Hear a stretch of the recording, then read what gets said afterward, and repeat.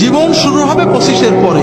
যদি 30 থেকে মৃত্যু পর্যন্ত জীবন পেতে চাও, মৃত্যু নয় জীবন, জীবন মৃত নয়, সত্যিকারের জীবন, যে জীবনে ফুর্তি থাকবে, কর্ম থাকবে, শান্তি থাকবে, এই রকম জীবন পেতে চাও, তাহলে আমার কথাটা একটু মন দিয়ে শোনো। আল্লাহ তাআলা যে নিয়মে বানিয়েছেন, প্রকৃতির সাথে যুদ্ধ করে আমরা জিততে পারবো না, আল্লাহর প্রকৃতিকে মেনে নিতে হবে। আল্লাহ তাআলা আমাদের সৃষ্টি করেছেন, প্রতিদিন 6-7 ঘন্টা তুমি ঘুমাবে, গভীর ঘুম, 1-2 ঘন্টা খেলবে, কঠিন পরিশ্রম, তোমার শরীর ঘেমে রক্ত টকবক করে বেরেনে যাবে, ফুটবল, হাডুডু, ব্যাডমিন্টন, ভলিবল, দৌড়, সাঁতার, এগুলো খেলতে হবে।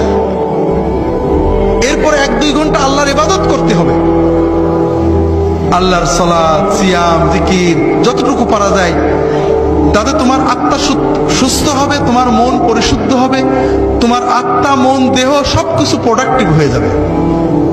এরপরে তুমি 4-5 ঘন্টা তোমার 25-এর পরের জন্য কর্ম বা শিক্ষা নেবে। এইভাবে যদি তুমি চলো, তাহলে তোমার জীবন গতিশীল হবে, তোমার জীবন ইনশাআল্লাহ মৃত্যু পর্যন্ত সচল থাকবে।